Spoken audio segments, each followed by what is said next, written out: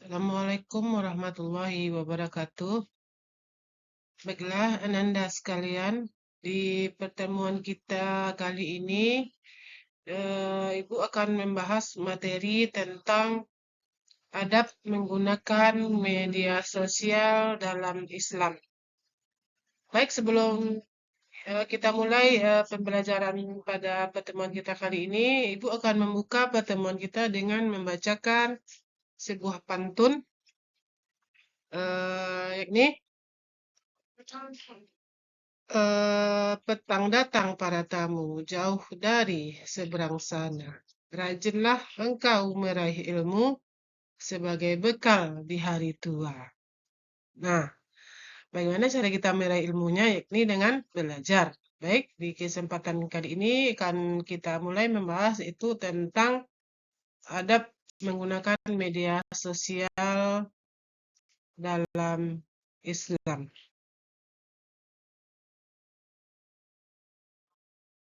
Baik, tolong perhatikan. Langkah kita yang pertama di materi kita tentang adab menggunakan media sosial ini adalah yang pertama sekali kita bahas terlebih dahulu adalah apa itu pengertian media sosial. Pengertian media sosial nanti ada menurut beberapa orang ahli.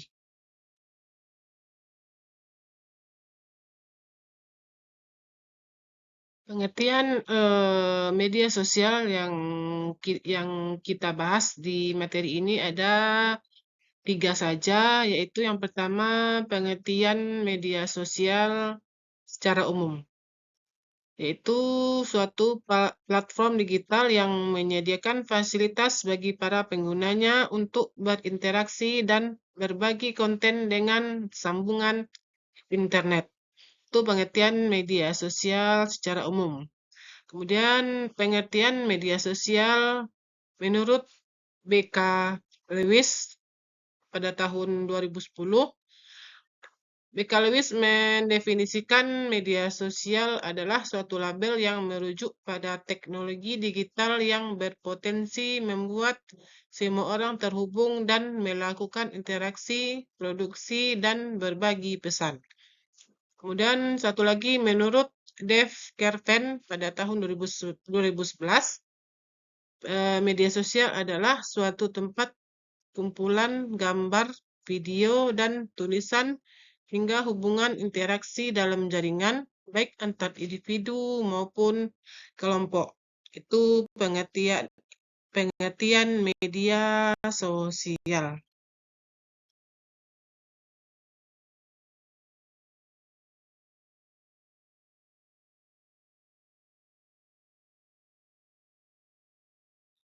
Dampak negatif dan dampak positif dalam penggunaan media sosial. Seperti yang kita ketahui, media sosial ini membawa perubahan yang besar terhadap manusia.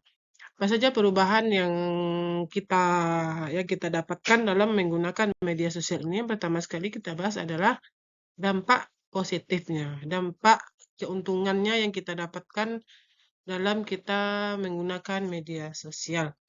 Yang pertama sekali adalah memudahkan komunikasi. Yang kedua, memudahkan mencari informasi. Yang ketiga, sebagai sarana untuk mengembangkan bisnis.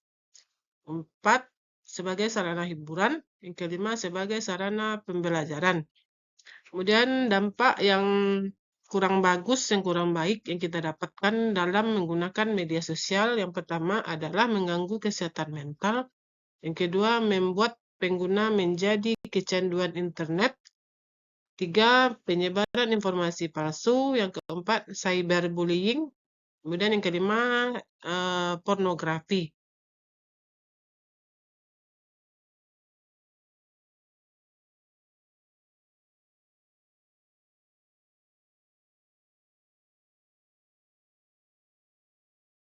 Kita lanjut materi kita tentang dalil menggunakan media sosial. Dalil dalam menggunakan media sosial dapat kita temukan di Quran surat Al-Ahzab ayat 70 yang berbunyi, A'udzubillahiminasyaitonirrajim, Bismillahirrahmanirrahim. Ya ayyuhallazina amanu taqullaha wa qulu qaulan sadidan. Yang artinya, wahai orang-orang yang beriman, bertakwalah kamu kepada Allah dan ucapkanlah perkataan yang benar. Kemudian dalil yang kedua dapat kita temukan di Quran surat Al-Ahzab ayat 6 yang berbunyi, A'udzubillahi minasyaitonirrajim. Bismillahirrahmanirrahim. Ayyuhallazina amanu in ja'akum fasik. Abina balin fatabayyanu antusibu kauman bijahalatin fatusbihu. Ala ma'afaltum nadimin. Yang artinya, wahai orang-orang yang beriman, jika seorang fasik datang kepadamu membawa berita penting, maka telitilah kebenarannya supaya kamu tidak mencelakakan suatu kaum karena ketidaktahuanmu, yang berakibat kamu menyesali perbuatanmu itu. Jadi makna yang dapat kita ambil dari surat Al-Ahzab ayat 6 ini adalah supaya kita berhati-hati dalam mencerna, dalam mengambil informasi tanpa terlebih dahulu tahu kebenaran apa yang sebenarnya terjadi. Oleh sebab itu, dalam menggunakan media sosial, maka sebaiknya jangan terlalu percaya terlebih dahulu dengan berita yang disampaikan oleh seseorang. Jangan terlalu mudah percaya.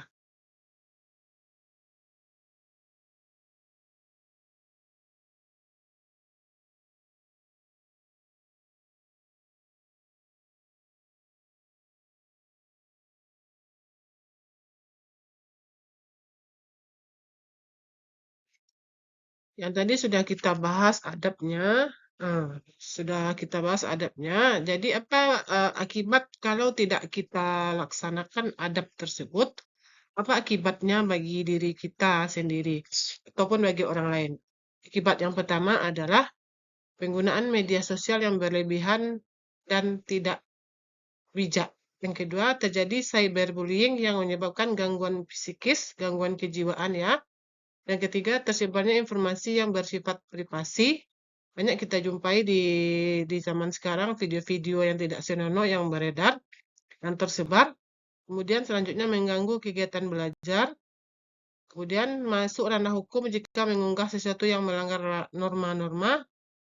Selanjutnya, segala keburukan yang dilakukan menjadi jejak digital akan tersimpan selamanya di dunia maya.